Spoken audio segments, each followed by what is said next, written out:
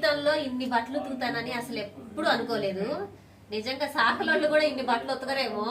ఒకసారి చూడండి కుప్ప, మళ్ళీ ఆ కుప్ప. ఈ వాషింగ్ మిషన్ ఏమో డొక్కే, అసలు ఏమీ లేవు లోపల పార్ట్స్ అన్ని మొత్తం. అంటే 3 days తర్వాత మళ్ళీ వాషింగ్ మిషన్ ఆన్ చేయాలి అని అన్నారు, మొత్తం డ్రై అయిపోవాలంట. సో ఇన్ని బట్టలు. ఇప్పుడు టైం 10 అయింది. నేను ఎప్పటి నుంచి స్టార్ట్ చేశాను తెలుసా? దగ్గర 3 hours నుంచి వచ్చిన ఉతుకుతా ఉన్నా.